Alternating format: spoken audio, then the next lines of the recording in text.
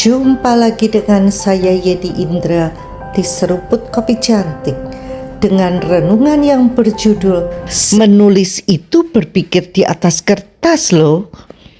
Menarik sekali, Profesor Stella Christie, Wakil Menteri Pendidikan Tinggi Sains dan Teknologi, bercerita dalam acara Kick Andy. Bang Andi, tahu nggak, hanya ada satu kelas yang diharuskan untuk seluruh siswa semester 1 di Harvard University. Coba tebak kelas apa itu? Banyak yang mengira pastilah kelas matematika, seperti yang selama ini kita pikirkan. Matematika kerap dianggap pelajaran terpenting yang menunjukkan kepintaran seseorang. Ternyata salah. Kelas yang diharuskan adalah kelas menulis. Why? Karena menulis itu berpikir di atas kertas. Apa itu tulisan yang tidak bagus? Strukturnya tidak ada, kemana-mana, lompat sana, lompat sini. Kalimat yang pertama dan kalimat kedua tidak ada sambungannya. Hal itu menunjukkan cara pikir penulisnya tidak teratur. Dia tidak bisa mengkomunikasikan pikirannya. Menulis adalah tuangan pikiran. Jika pikirannya semrawut, kacau balau, maka tulisannya pun kacau balau. Sebaliknya, jika pikiran seseorang itu teratur, tulisannya pun akan teratur dan mudah dipahami. Jika seseorang dapat menulis dengan baik, biasanya dia bisa mempresentasikan dengan baik. Dan kembali berarti dia bisa berpikir dengan baik. Itulah sebabnya mengapa kelas menulis itu begitu penting dan diharuskan. Wih, keren ya. Albert Einstein pernah mengungkapkan beberapa pandangan menarik tentang menulis dan mengkomunikasikan pikiran. Simplicity is key. Kuncinya adalah kesederhanaan. Einstein terkenal dengan kutipannya, "Jika Anda tidak bisa menjelaskan sesuatu dengan sederhana, itu artinya Anda belum benar-benar memahaminya."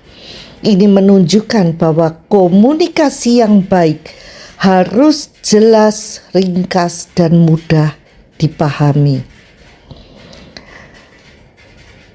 Einstein mendorong pemikiran yang mendalam dan rasa ingin tahu. Dia percaya bahwa menulis dan berbicara seharusnya bertujuan untuk menjawab pertanyaan fundamental, bukan sekedar menyampaikan informasi. Uniknya, saat kita menulis, maka Tuhan bisa mengingatkan kita pada stok pengetahuan atau informasi yang pernah kita baca bertahun-tahun lalu, yang ternyata berkaitan. Dan saat kita mengaitkannya, ada sesuatu yang memacu kita untuk menggalinya lebih dalam ketika berproses.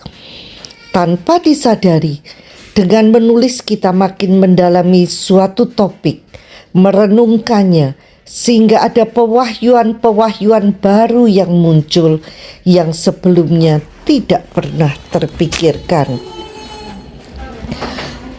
Dalam komunikasi, Einstein menekankan pentingnya bersikap terbuka terhadap sudut pandang baru, karena pikiran itu seperti parasut, hanya berfungsi jika terbuka. Banyak hal yang tidak bisa kita mengerti sampai kita terbuka terhadap pandangan orang lain, cara pemikirannya, sudut pandangnya, kemudian sadar, oh ternyata ada ya orang yang berpikir seperti itu. Ernest Hemingway mengatakan, menulis bukan sekedar hiasan kata-kata, tetapi struktur pemikirannya yang kuat untuk menyampaikan gagasan dengan efektif. Menulis membuat kita bisa melihat keadaan lebih jernih, berpikir lebih cerdas, dan bisa menghasilkan gagasan yang tepat sasaran. Beberapa teman yang sedang menghadapi masalah yang rumit, kerap saya sarankan untuk menulis unek-unek alias beban hatinya dalam tulisan. Tulis saja apa saja yang menjadi beban hatimu. Teratur atau tidak, jangan dipikirkan. Tulis saja semuanya, keluarkan dengan tuntas. Toh kamu yang tahu ceritanya. Nanti setelah ditulis barulah disusun kembali sesuai konteks ceritanya, kronologis waktunya, dan sebagainya. Apa manfaatnya ketika seseorang sudah menuliskan masalahnya secara tuntas, beban hatinya sudah ditumpahkan, maka dia bisa berpikir lebih jernih. Sebelumnya orang itu ceritanya lompat ke sana kemari karena semua ingin diceritakan. Tetapi dia kesulitan mana yang lebih dahulu diceritakan. Cerita kejadian A baru sadar penyebab A bisa terjadi karena didahului peristiwa X, Y, dan Z. Contohnya demikian. Ketika sudah ditulis dan dia menyusun kembali cerita itu sesuai kronologisnya, tidak jarang dia bisa melihat berbagai peristiwa dengan cara pandang yang baru. Oh, ternyata A itu terjadi karena MNO, bukan XYZ yang diperkirakan sebelumnya. Seperti puzzle, satu demi satu makin terbuka permasalahan yang sesungguhnya, dan dengan demikian jalan keluar pun makin terbuka.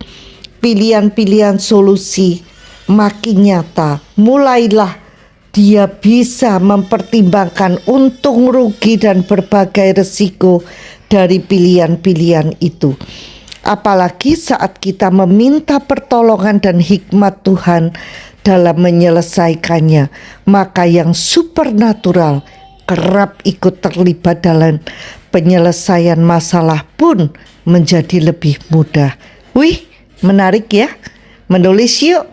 Sampai jumpa di episode berikutnya bersama Yeni Indra di Seruput Kopi Cantik. Tuhan memberkati.